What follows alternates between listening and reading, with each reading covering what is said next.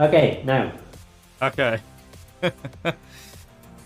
Hello, everybody. Yeah, so I'm ViperUK, Viper Races, or just Viper if you want to call me that. So welcome to Hotshot Racing. This is a game that came out in 2020, and we're doing the normal GP 1 to 4. So the GP thing part, well, how it works is, as you can see, there's 5 GPs. There's a 5th GP is like the boss level, so the first 4 are the ones that we're going to be doing. Each GP consists of 4 races each. The normal is the difficulty we're going to be doing them all on, which is basically the easiest difficulty.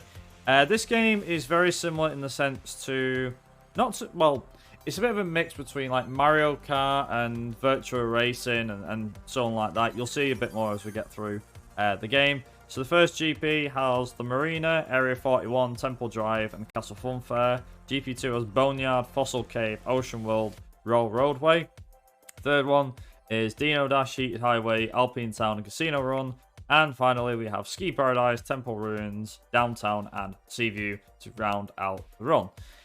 So for this, we are going to be doing them all on normal. We're going to be using Kaiko, who has the fastest car, which is the Super F90. It's worth noting that you can pick auto or manual. We are going to pick manual for all of these. And not only that, we're going to be going back to the menu, so there'll be a bit of menuing and stuff like that. There's going to be plenty of downtime. The fastest way to get through this run is to keep drifting and getting your boost, but again, you'll see that as we go. Timing actually isn't going to be when we load into this first race. The timing is going to be when we have the usual countdown. So when you see it go 3, 2, 1, when he says go, that's actually when the run starts. So if we're ready on time, I'll let the game give the countdown. There we go.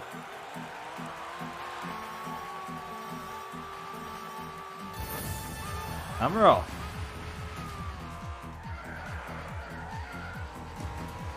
So, Hotshot Racing, a game that came out back in 2020. As you can see, the art style is quite unique for what it is. Now, the AI has a rubber band system which allows them to constantly keep up with you. Meaning that winning a race is literally just a case of seeing how much you can keep. Well, you don't have to like keep ahead the whole race. If you're at the front, then obviously it's not too bad. But for the most part, yeah, we're going to be making sure that we stay behind. If we slipstream the cars in front, what ends up happening is you can actually find that, well, with said cars, the cars will often stay in front of you and things like that. But yeah, so the rubber banding, as I said, it's quite OP, and so is the slipstream system. So when this game released 2 years ago, I think it kind of went under the radar personally.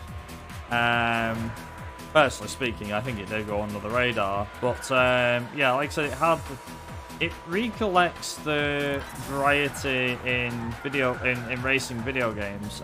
More specifically, like I said, like Virtual Racer and things like that. So one of the things that we're going to be doing a lot during this race, or these races, is we're going to be making sure that we keep on top of the AI, make sure they don't take us out or anything like that. The AI does get a bit aggressive at times, and obviously, like I said, we're drifting and taking up a good part of it. It will involve us playing what I will call, you play the long game with this. You don't play the short game. So basically, you want to make sure that you've got enough like boost and speed and things like that for right near the end.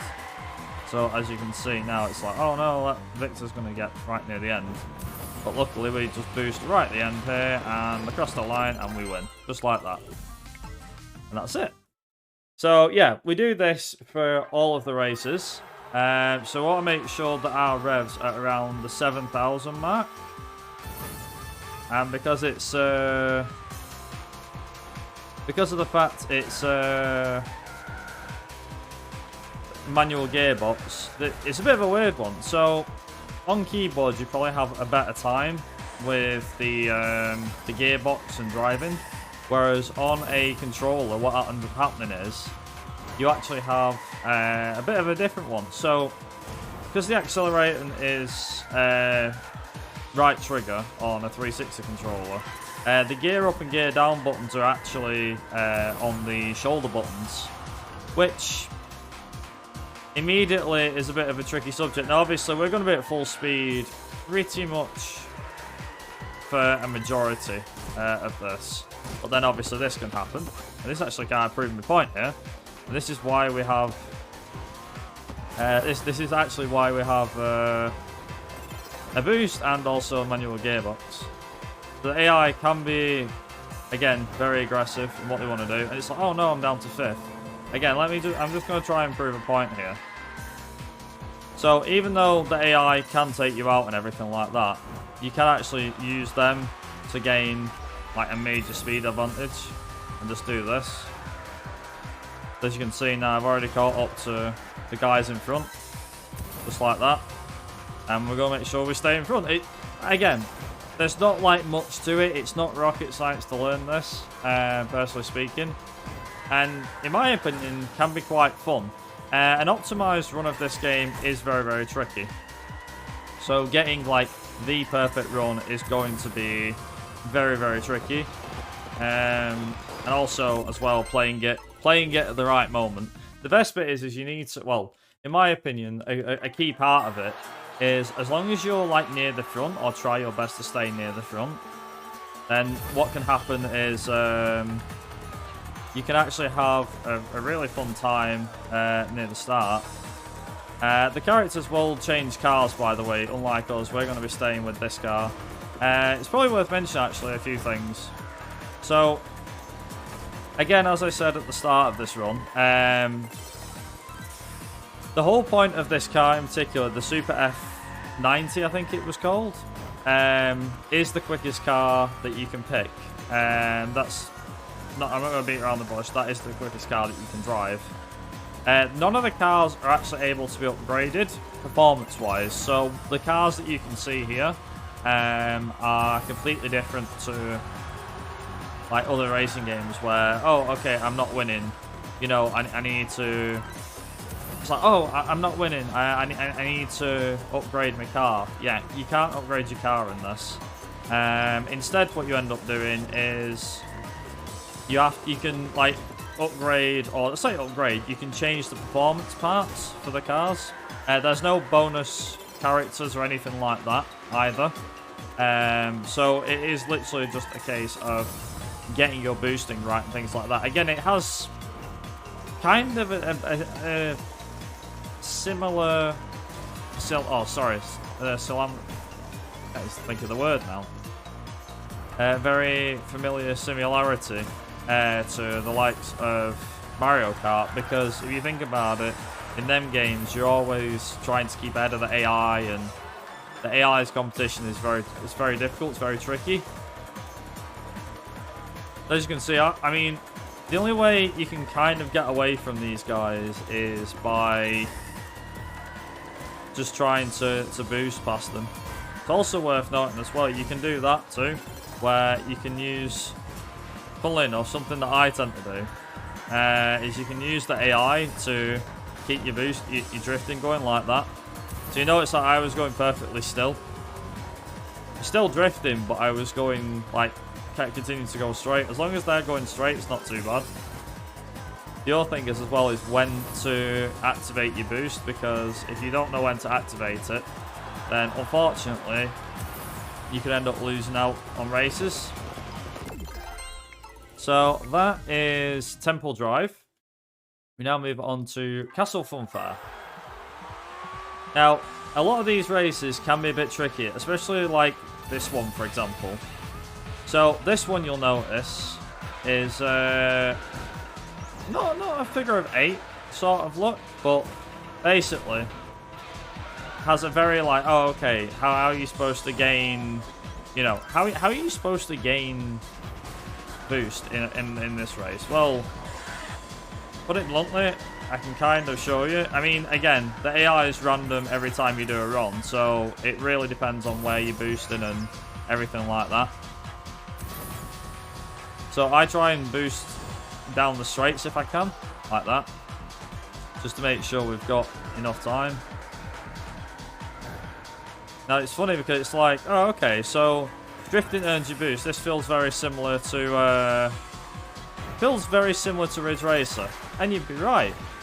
The later Ridge Racer games, that is. Not the earlier ones, the later ones. You can get them to actually push you if you so desire. Oop. There we go. Sometimes the game does lag out a bit, I will be honest. I had it a couple of times during... What is it? I had it a couple of times during practice where it just lagged out a bit, but it's fine. It's also worth noting as well, if you hit a car whilst you're drifting, the game doesn't tag it as a loss, like that, as you can see. Whereas if I tap the wall or hit the wall slightly, then what ends up happening is you can end up having the wrong thing happen. There we go. And there we go. So that is the first GP done and dusted. So now we're gonna go into the next one, which is these GPs are all named something different. So for example, the first one was named the Tour, just the Tour. The second one, which is this one, is known as Pro Circuit. The third one is known as Racing Elite. And the fourth one is known as Hotshot. The fifth one, though, like I said, the fifth GP is known as Boss Level. Now, one thing that's puzzling me, probably as much as it's puzzling you, is why didn't they go with all 5 GPs instead of, you know, the first 4? What difference does it make? And honestly, I have no idea. I genuinely have no clue. It is also worth mentioning something. So, there's 3 different difficulties in this game. There is the normal, the pro difficulty, I think, and extreme difficulty, something like that, or normal, hard, and extreme. So, the actual difficulties, unbeknownst to me, I did not know this until someone in my chat mentioned it, but the different difficulties actually act as classes, like they would in Mario Kart. So, you know, like, you know, you've got, what is it, 50cc, 100cc, and then 150cc in Mario Kart. Yeah, that basically is the same here. So the harder difficulty, the faster the cars get. Obviously, the AI will get more difficult. Obviously, that's to be expected. But yeah, the cars will get much faster, and it'll make it more... Well, I don't want to say more exciting, but the runs basically become quicker. I believe there is a category which is based firmly around... based firmly around the 5th GP. But again, you can do the GPs as and when you want to as well. Like, there are categories for just doing the GPs on their own.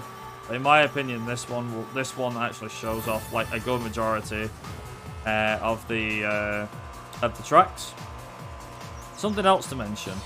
So, remember how I mentioned getting the boost at the start? So you want to be at 7,000 revs, right? That's to get the boost and everything. The other thing is when you're in manual gears, you want to constantly keep shifting up until you reach 6th gear.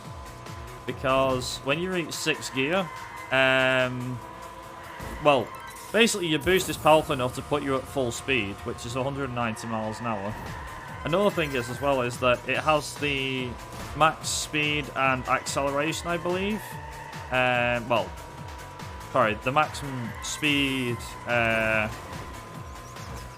the maximum speed block, like, in the stats before the races, basically, they have, all the cars have the stat.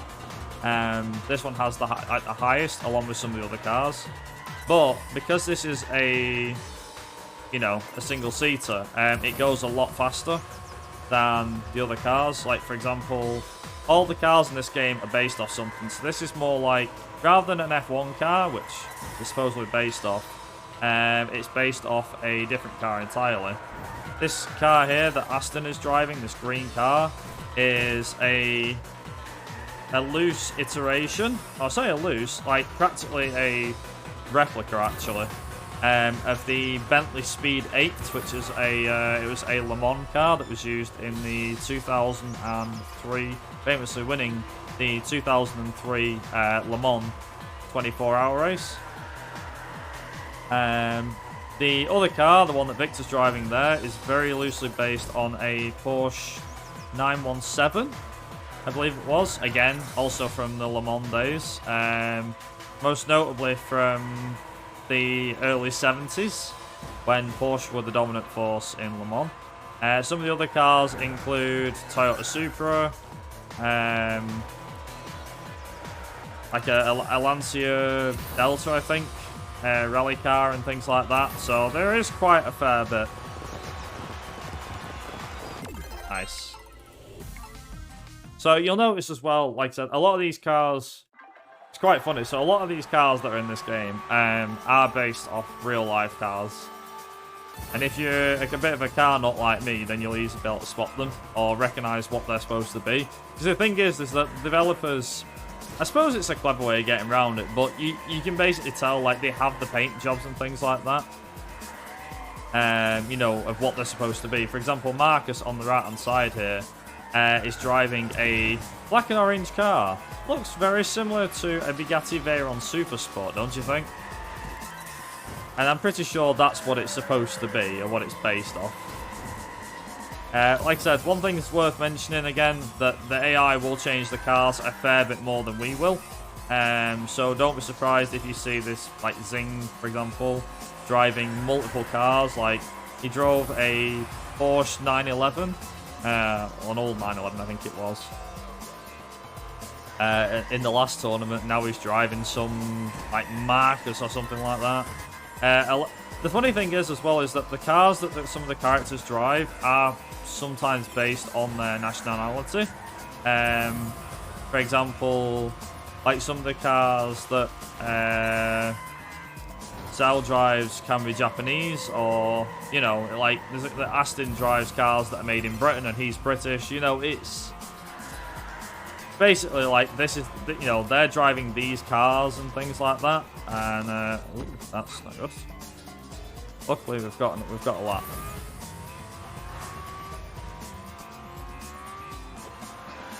Never had that happen before.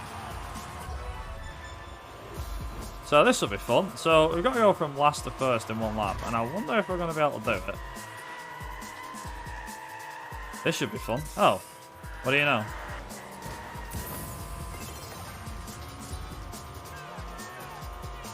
Just like that. Again, rubber banding AI, and you're able to constantly keep up with them no matter what. There we go. So I need to make sure that I don't let these guys get near me. They will be, like, right on my tail, especially towards the latter end of the race. Now, that's the line. Have I got enough? Oh, I was gonna say, have I got enough stamina to win? Yes, I have. Okay, with that is Ocean World done. We're now on to Royal Roadway. Now, Royal Roadway, in my opinion, is a bit of a tricky race. It's not the hardest, but it can be a difficult race to get your head around, because the AI, for some reason, feel a bit more relentless here than in other races. There we go. Yeah, they feel a bit more relentless in this race. And also, yeah, F1 cars can apparently travel on dirt. Don't know how, don't ask me why. But, yeah, as I was saying, a lot of the characters can be, you know, based off what they're supposed to be. You know, like what nationality they're based off. Also, that was pretty cruel, Marcus, I'm not going to lie. It probably managed to get him, I think. Also, if you use the slipstream off another car...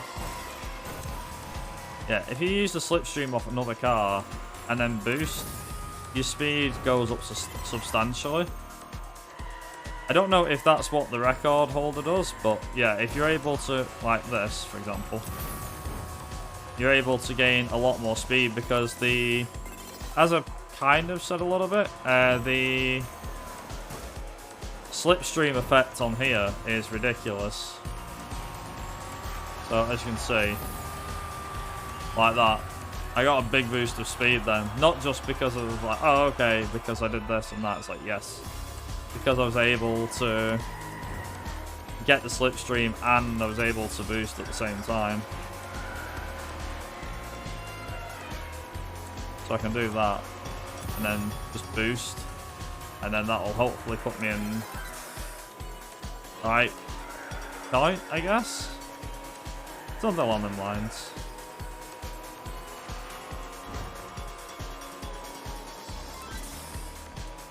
Oh dear. Okay. Last lap showdown. Me and Zing, let's go. Oh, they give me a boost, that's good.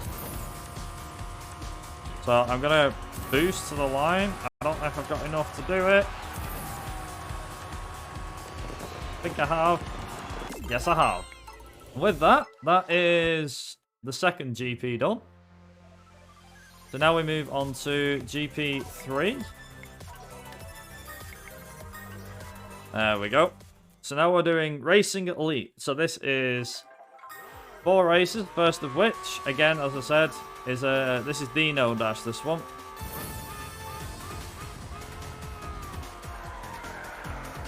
So this race can be a bit of a pain. It's not like horrific, but it can be a bit naff.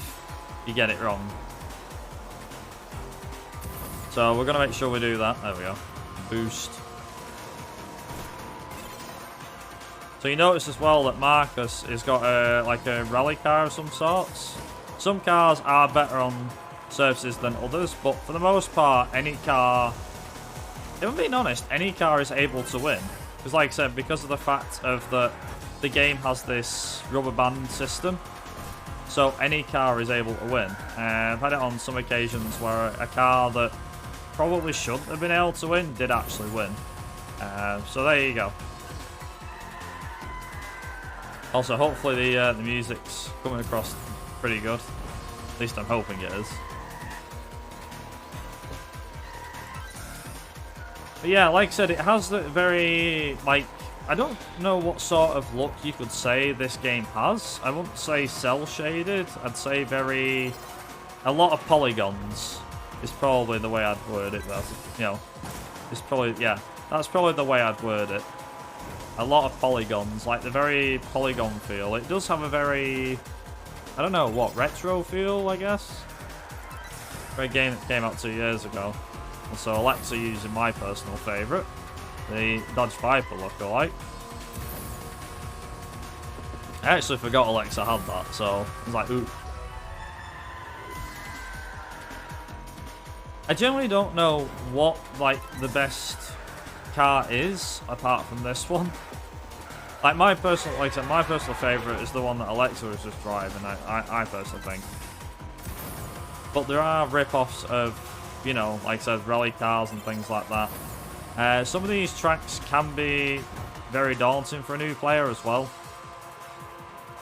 Probably worth mentioning that bit.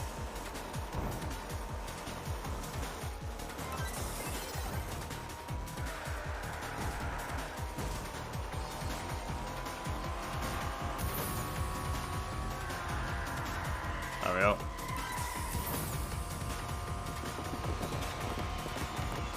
Nice. Sweet. Okay, that's Dino Dash done. I'm glad that's out of the way, to be fair. Heated Highway, here we go.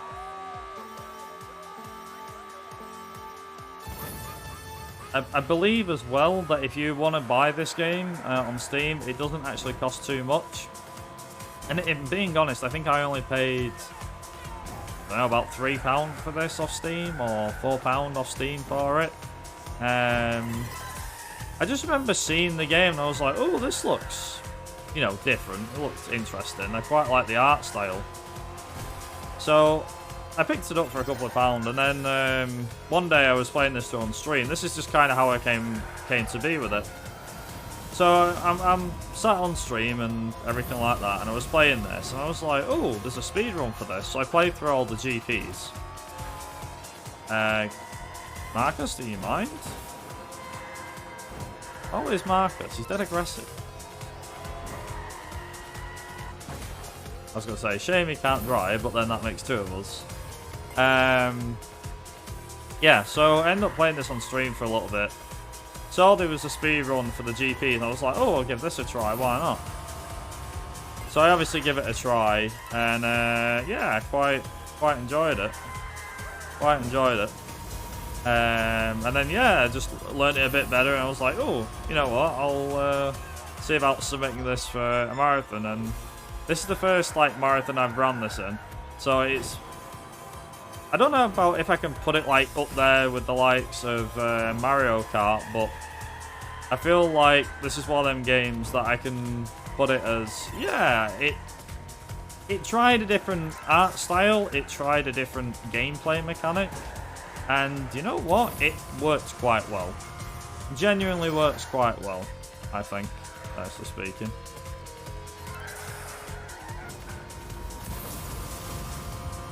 But yeah, if anyone's played this, what did you make of it when you played it? Did you like it? Did you not? Let us know.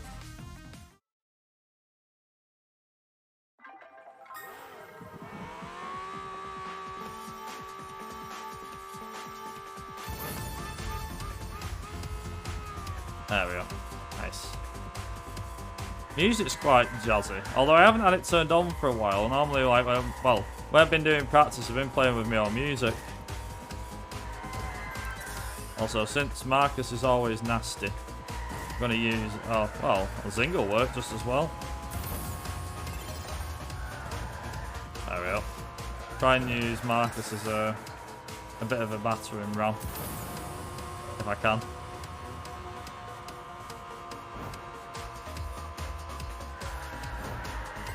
Yeah, soundtrack's pretty good.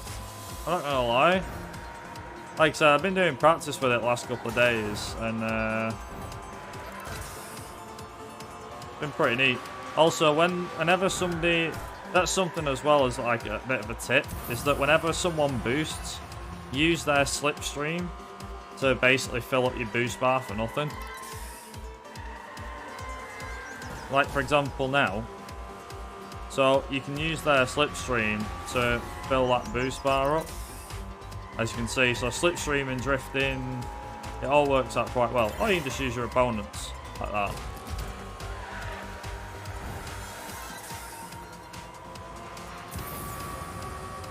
That actually worked out quite well as well.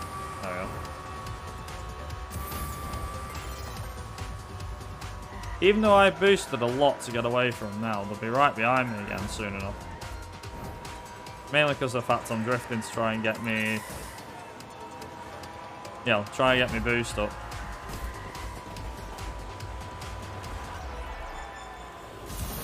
One thing I did forget about with the music as well is I did actually forget about how the music always speeds up. Oop. There we go. Game decided it's going to have another freezing moment. Right, oh no, please don't.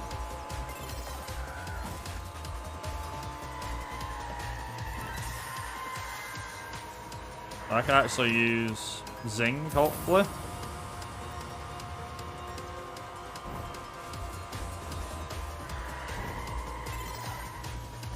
So I'm just hoping I don't get taken out here. It's a bit of a tricky situation.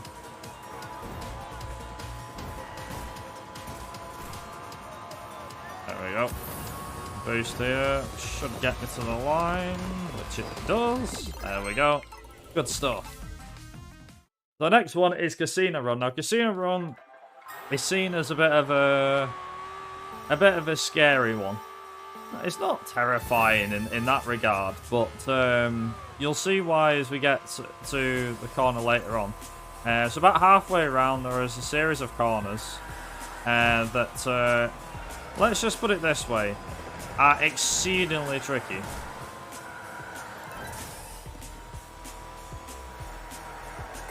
So I obviously want to make sure that I get my boost up high enough, just in case. Because if I don't have like a good amount of boost, then I will get knocked back pretty badly here. There we go. Okay, that didn't go too bad. That's the first lap done through there. Basically, that particular corner is terrible. It is so bad for, you know, like going through, just drifting through and driving through.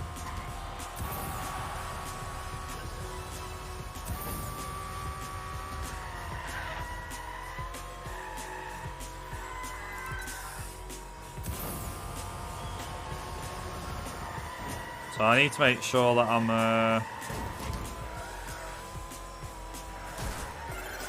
again, just want to make sure I've got boost. If I get boost, then that's good.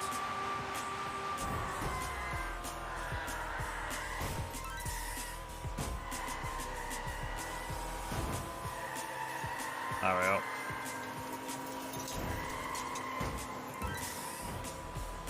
It's probably worth mentioning at this point, all the cars are all probably within about half a second of me, if that. Apart from the guy at the back, I just realised there's a guy that's missing. Like, oh, oops. Guess not.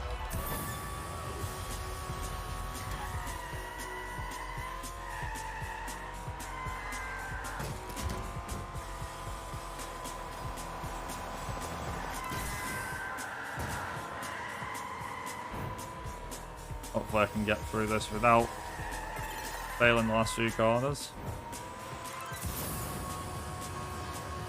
Nice.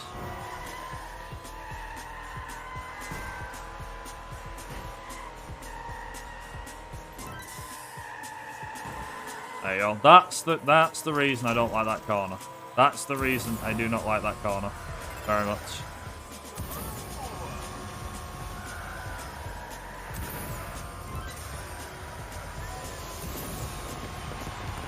There we go.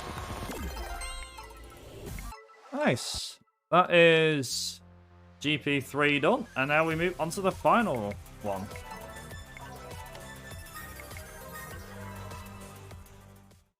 There we go.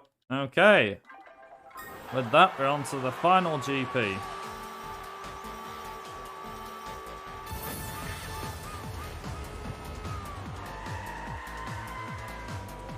Nice, straight to the front. That was actually a pretty clean start. I'm happy with that, truth be told.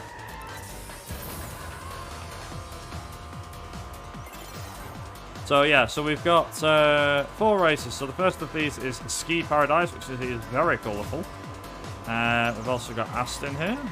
Ironically, so the guy who's from Britain is called Aston. Or Aston, I think it is. A-S-T-O-N. And it seems like he races with daddy's money. That's kind of how I look at it anyway. But the ironic thing is here is Aston is driving an Aston Martin lookalike. So I think whether that was the developer's intentions or not, yeah, it's a pretty funny set of circumstances for what it is.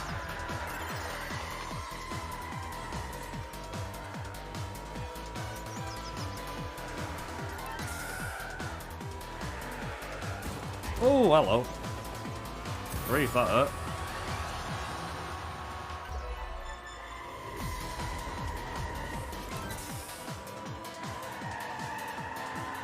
These last few races are a bit tricky, although I will be honest, I think, personally speaking, the hardest one of the lot is probably downtown, and you'll see why when we get to it. It can be very tricky to win, so I'm hoping I can win that.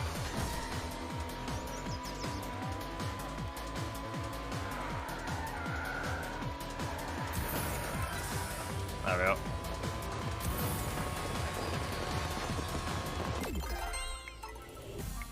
Nice.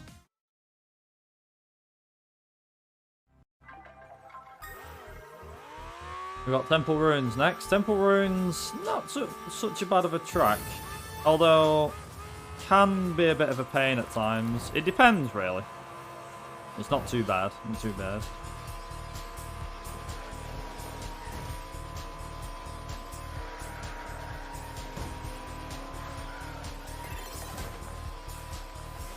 I'm trying to make sure that I don't... Oh, hello. Oh, no. No. Victor, that's not what I wanted. Okay, we're going this way now, I guess. This is going to be fun. I say I could hear a car then. Just didn't know which car it was that's... Oh, boy. Okay, so I'm going to boost down here. And then boost the line. There we go.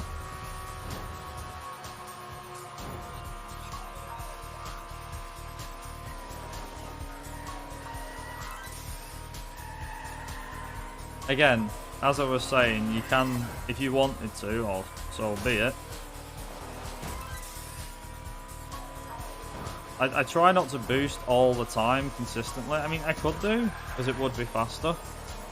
But when there's certain corners where you're like, nope, I'm not doing it. That's... The idea is to know when to hang back and when not to.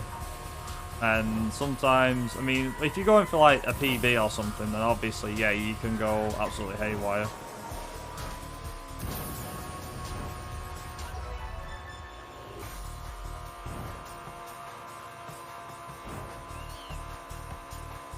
I mean, this last race is a bit of a tricky one.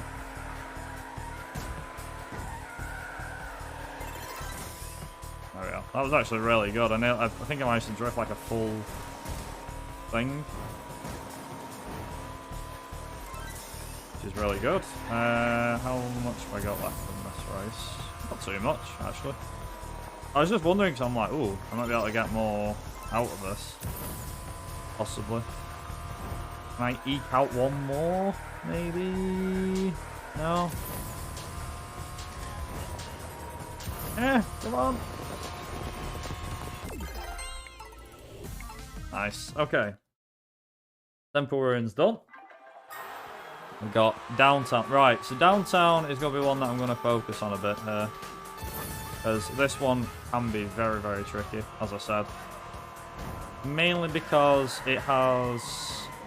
these corners here, this bit here, going to the right, and then to the left in a minute. This is why. Especially these first few corners, it's terrible. Like, for some reason, the AI gets really aggressive on this race, and yeah, winning it is no easy feat. So I'm going to be playing it safe a lot of the time with this one. Oh, nice. That'll do. Keep going, lads. That'll do me nicely. Yep. And then I can just boost here. That'll do me for that.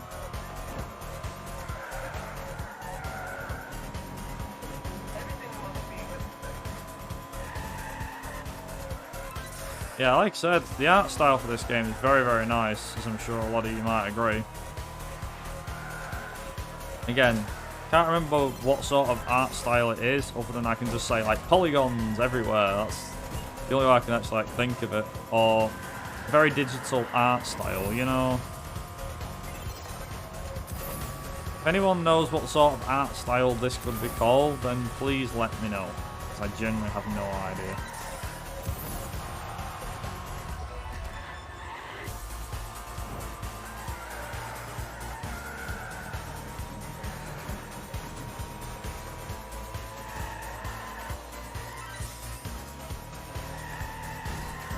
Go. Okay. Lost a bit in my boost then. That's not good.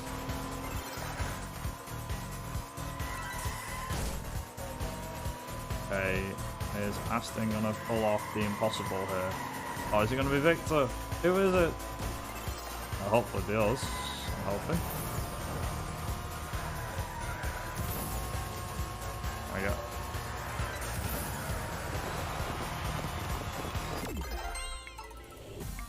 Okay, right.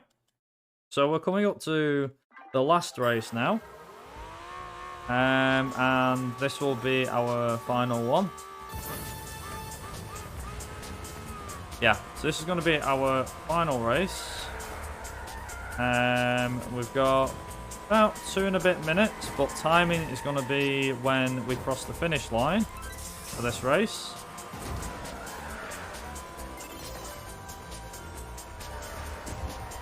There's going to be quite a bit of a knack for trying to win this one.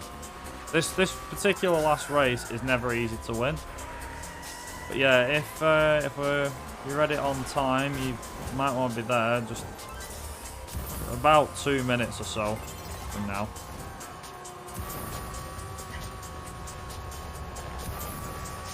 That'll be a bit less than that, but still.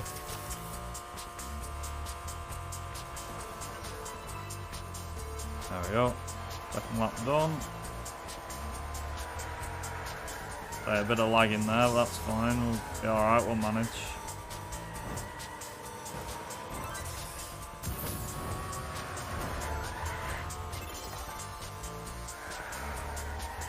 Just a case of knowing when, like I said, just a case of knowing when to hang back and when to use your nitrous, in my opinion.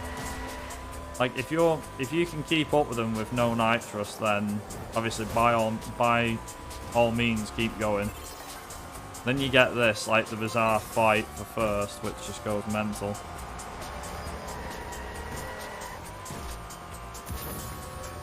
Like that, and then I'm gonna boost all the way down here. Yeah, so time's going to be coming up at the end of this race.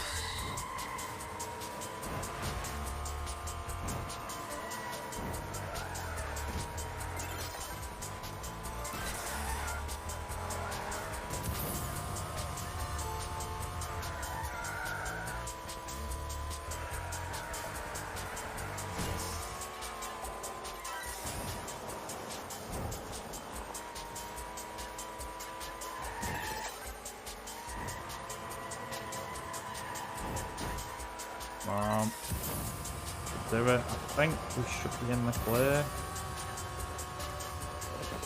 And time.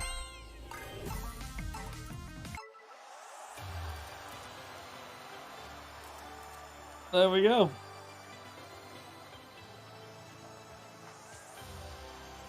Yeah, I think that was, I don't know if that was PB or not. Final time 40:04. So you've got a palindromic number there. It's the same as what I've got here. Fair enough. I'm just going to compare against my in-game time. Was that a PB split? Oh, I was half a second off my PB. Yikes. In-game time. So the way that this run works is via in-game time. Right. Compared to RTA. But my RTA was 10 seconds off, but my in-game time was half a second off. So I saved time just in the in-game bits, which is quite neat. Which I'll take that. But yeah, that was, like I said, Hotshot Racing. I don't know what the art style is called. I guess like a cartoonish sort of style, but I don't know. It's a very unique art style. I hope they make a sequel. Recently, games like this have been making a comeback, which is great to see. I think it's great that we're going back to the age of, or revitalizing the age, without interfering with it too much. So that's quite unique in that regard. And I think this game does very well job of combining the past with the present, whilst trying to give you something new. Granted, okay, the concept's not really new, but it's still a very creative game, and especially for indie developers as well that have made this, it's been very great to play and be a part of. But yeah, that's the speedrun of Hotshot Racing. I believe, are we alright to just go? Are we going to a quick intermission, or? No, I think if you can just is the game on the same system, so whatever PC I assume you're on. It is, yeah. It'll probably take about 2 minutes because I need to get it up to scratch and on the right size and things. Yeah, that's fine. So we'll just setting that up. I'll just mention about donations and stuff, and then you can just set them in the background. So yeah, so if you want to set things up, and then I'll mention about donations and stuff. Yep. So. No problem. So next up, we're going to go over now to Colin McRae Rally Novice by Viper. So Viper's just going to be setting up here for us in the meantime. So whilst he is setting up, I just want to make a final reminder, of course, that we are, of course, doing this as a charity event for EveryoneCan. If anyone does want to donate, ! donate in the chat. We'll bring up the link to the Tiltify page. And we're only £45 away from the £250 milestone to get the Train Simulator Classic giveaway, which will be happening at the end after the Colin McRae Rally run, which is happening in just a moment. There was actually a £20 donation during the previous run. That was from Skenme. And the comment was, "Great work, team. I'll take this over. £200 for you. Love you, Viper." So that's the comment there by Skenme. £20. Thank you very much for that donation. Again, £45 left before we reach the £250 we need for the Train Simulator Classic giveaway. So be sure to get those donations in. We don't have that much time left. We've only got 50. This run, next run is 50 minutes long. So we don't have that long left to reach that £250. So please get those donations in very, very quickly. If we go over that £250, then we'll be doing the Train Simulator Classic giveaway. So not only give us the donations, or not only to get us over the £250 donation milestone, but also stay in the chat after the run for the giveaway, as the giveaway will be done in the chat due to the raffle system that we have, I think, on the bot. So, there are other ways that you can help us to fundraise as well. So if you subscribe to the InstaSpeedathon Twitch channel, or you have any spare bits to cheer, or if you just watch adverts, which I'm assuming have been running during the stream as well, then they will contribute to Twitch revenue, and we'll be splitting that 50-50 between ourselves and EveryoneCan at the end of the marathon, once I've totaled up how much Twitch revenue we've actually received during the event. So that'll be split up half and half between ourselves and EveryoneCan. And merch sales work exactly the same way. So if you buy some merchandise, !merch in the chat, we'll give the link to the InstaSim store, which will you can buy mugs, coasters, birthday cards, Christmas cards, and all the like. And half of the profits from them will also go to EveryoneCan at the end of the marathon. So there are so many different ways that you can help us to fundraise for EveryoneCan. If you buy merchandise, then you also get something in return. And if you do subscriptions or cheers and stuff, then that'll obviously go through Twitch revenue.